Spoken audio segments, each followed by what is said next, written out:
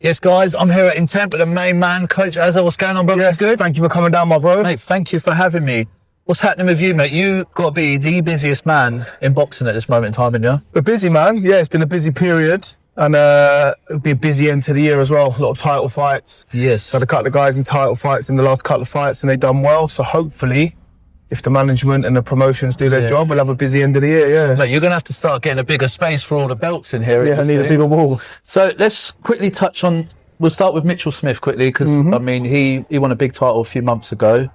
How is things with him at the moment? Yeah, he's all right. He's got a little injury at the minute.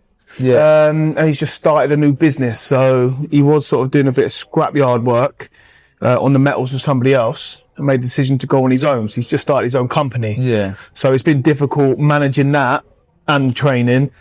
Then there was a few issues with... off the back of the last fight, which has now been resolved. Yeah. No fault of anybody's, to be honest.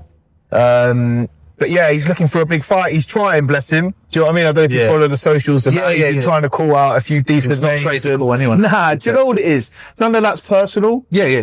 Like, he's been in the game a long time, coming off a good win on a big stage. He just wants more of that. Yeah, he wants more smoke now. Before it's over. Yeah. Like, he is probably coming into the back end of his career now. He's got a couple of fights left, Yeah, so he wants some big ones. Well, hopefully we get to see him out again soon. I'm sure we will, mate. And hopefully I can get him in for a chat as well. I think he'd love to be in an interview, yeah. Yeah, well, I mean, he loves to talk. He loves a chat, the boy, yeah. And then Tom Welland the other week. Tom. That was a good performance by him. He Against did. a very tough opponent. I've done a review on that. Mate. He hit him with everything bar the kitchen sink. And he just didn't go nowhere, the lad. Mate, he kept coming forward. Like, I mean, obviously you could see he was looking for that left hook every time. Like, he was trying to... Everything that Tom threw, the first thing he come back with was the left hook. Yeah. And I don't know whether you knew that before the fight. I mean, speaking to Tom afterwards, he said you had discussed it. But he was looking for that every single time. But Tom's head movement, and one thing I did think he done really well was after he unloaded, he moved to the side. He moved away from that hook. So, I mean, not just rolling, like, because, you know, if you just roll every time, he's going to drop that. Do you know what I mean? He was alternating it, and he said, like, he obviously didn't work in it too much in camp because he didn't have it that long. You had to change your opponent, yeah. But yeah, mate, like a really good performance, and coming off of the back, well, not so much off the back, but I lost one or two before. I spoke to you briefly afterwards, and you said something to me which I thought was very, like, good coaching. Was it's very easy to give someone one or two knockover fights, but having a fight like that installed the confidence back in him. Do you know what it was with Tom? So I think everyone that he can punch, the kid can really punch. So God knows what that African fella was taking, but yeah, he was tough as hell. We obviously had a week's notice, change of opponent, supposed to fight Jack Dillon for the Commonwealth Youth. He ended up pulling out with an injury, which happens, and they basically said this African kid, or we're gonna have to look for a new date. Obviously, Tom wanted to fight, so we had a look at him.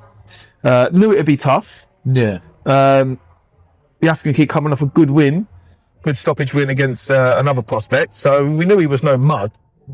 I think Tom done a really good job of managing the rounds for one. First time he's done 10 rounds, big pressure.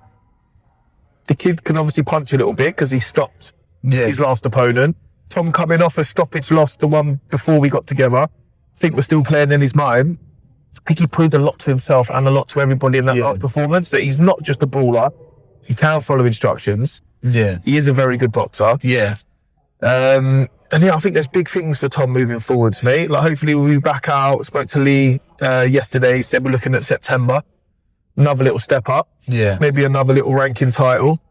And we'll go from there. He's still young. I think he's 21. Yeah, there's no need to rush. Well, when I spoke to him afterwards, he was like, I was interviewing him, and then I, like, obviously you get the old, you know, where are you going next, what are you doing? I was like, what are you having to eat afterwards? Yeah, he won McDonald's or something. He was like, oh yeah, McDonald's. Happy Meal. I was like, mate, come on, mate. And he's like, he's a kid. He's like, oh yeah, what? He's like, wanted his toy, didn't he's he? like, yeah, but it's like, there's loads of places in London. It's like, oh, you know, like, And where's clothes and what we take away Happy Meal. I saw it. Yeah, you got his fucker.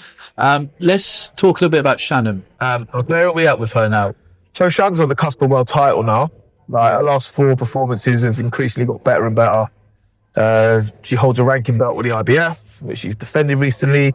She's number 1 with the IBF, number 1 or 2 in the WBO. I think top 5 in the other 2 governing bodies. So it's just a case of trying to get her into a mandatory position, probably for the IBF, because that's where she holds her ranking belt, which her management have requested. So we're just waiting to hear back from that. They might do unification between two of the other champions, and in the meantime, she'll fight between, and then potentially fight the winner. Ideally, I'd like her just to fight Emma Garcia next. Is the truth? Yeah, secure, tough fight, good, big puncher, strong, awkward game. Like it's a difficult fight, but they should be. They're fighting for world titles, right? I mean, So Shannon's a proper pro now. She's like, established. Like she's up there now, at that top level now. She needs to be getting these fights now. Like she's earned it. Like she's ready. that's it. Yeah, she obviously had a blip against Dolan. I think she's come back extremely well from then. Good improvements in her boxing. I think just personally has grown as a human being and as an athlete. And she's fought her way into a position now. She can't be ignored to fight for a world title. Like, yes, she signed with 258, who've got obviously relations to AJ. Yes, she's with Eddie and Matchroom, but she hasn't been given anything. Do you know what I mean? It's not like they've just pushed her straight back into big fights. She's had to fight. She's fought Chloe Watson, who's a tough opponent. Yeah. El Bahassi, who's now the European champion. She took that fight. She's never said no to a fight. Obviously, Nicola Hopewell in the last one, who's the IBO world champion at the weight below. Like, we're not being given lots of options. It's just who you're fighting. Yeah. And she's saying, is it more difficult in the women's game? I think there's less options, obviously. The pool of fighters is shallower than what it'd be in the men's. But then on the back of that, you do get pushed to bigger titles quicker. So it works both ways. Yeah.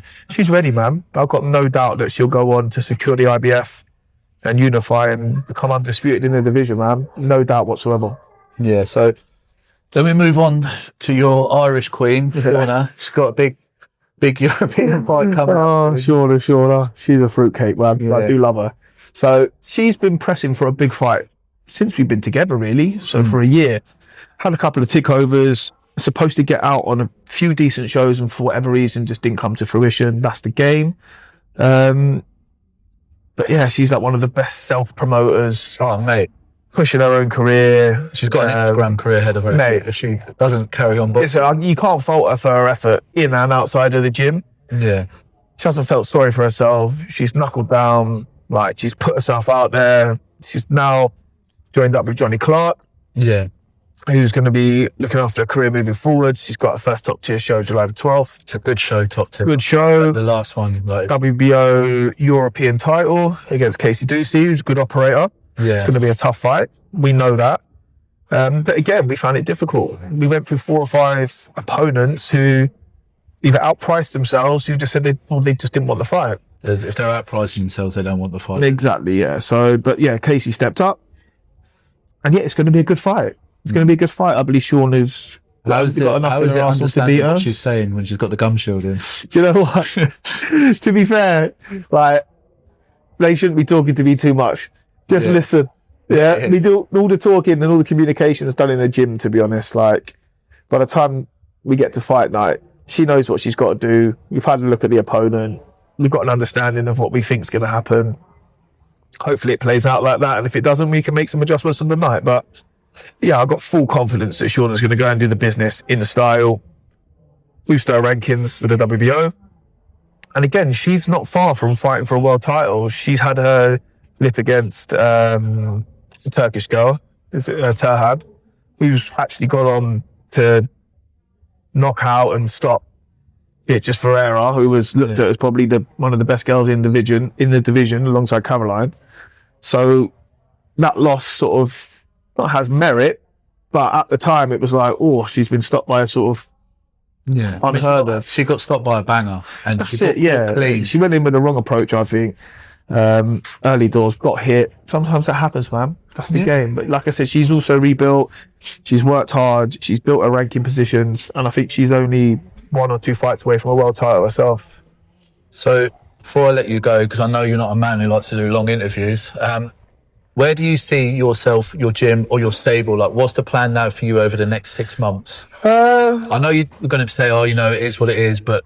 No, we've got some big fights coming up. We've got some big fights coming up. So just started doing some work with Mark Chamberlain, who's fighting Pierce Deliri August the 1st. It's a big fight. IBO world title. Yeah, that's a huge fight. You're all over Sky Sports now, aren't you?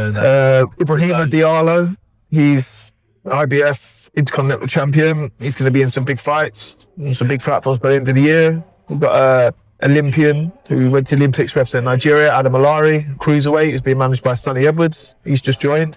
He'll be debuting sort of July, August time.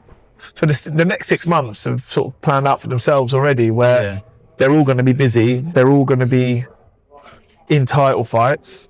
We've got Adam making his debut, so it's going to be a busy period. I try not to look too far in the future. Yes. You're only one bad performance away or one loss away from your direction of travel changing pretty quickly. Yeah. So yeah, we'll just look at what's in front of us, one step at a time. And I think they're all going to push themselves towards world title contention. If not at the end of this year, definitely at the beginning of next year. So for me as a coach, listen, our job is to supplement the boxer. My career is not defined by one fighter, right? So I'm going to have many careers. These guys are only going to have one career. Yeah. So my job is to supplement their career, do the best job I can for them, inside and outside of the ring. Yeah. And be the best support possible. Like, my plan is to still be here in 10 years' time, coaching different Few fighters. more grey hairs. That's it. Yeah. But I have to dye the beard a bit more. There is one other thing I want to ask you. Did I see a video of you on Instagram walking on your hands? Yeah. Where was it? Into a car? And then into the car window. Yeah, that was when it was at Josh's gym, Bushy. There was a couple of girls that used to do a TikTok channel to be doing all random funny videos. And I used to be a gymnast, so that's like not a fluke, innit? Because you were bigger then when I see that. I was fat as fuck, yeah. Not that I'm in great shape now, but in the window. Yeah. Couldn't do the window up. So I was a gymnast from the age of like 5 to 16. So yeah, that's what my childhood was filled with. So it's that riding a bike kind of thing, sort of still got it in the locker. Yeah.